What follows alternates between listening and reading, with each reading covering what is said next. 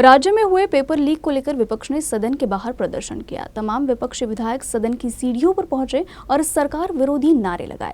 इस दौरान सभी ने पेपर लीक की जांच कर दोषियों के खिलाफ कार्रवाई की मांग की।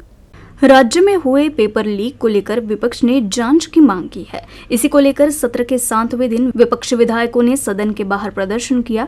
इस दौरान तमाम विधायक बैनर पोस्टर लेकर सदन की सीढ़ियों के पास पहुंचे और राज्य सरकार के खिलाफ जोरदार नारेबाजी की। इस दौरान सभी ने सरकार से मामले की जांच की भी मांग की।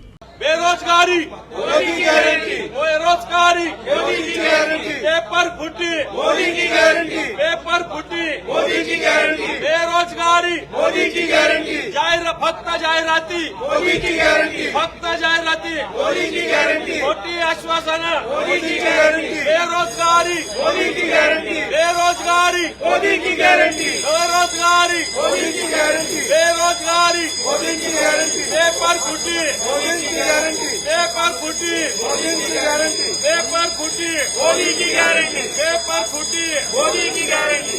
ज्या पद्धतीनं सरकारने 9 एजन्सी खाजगीकरणाच्या या दिलेल्या होत्या, या मागे घेण्याची घोषणा केली, परंतु अनेक खात्यामध्ये त्याचे सर्क्युलर, त्याचे जीआर आमच्याकडे उपलब्ध आहेत आणि परवा सभागृहातच आरोग्यमंत्र्यांनी सांगितलेलं आहे की अनेक खात्यामध्ये मागच्या दारानं खाजगीकरण, खाजगी नोकऱ्यांना, खाजगी लोकांना नोकरी दिली जाते।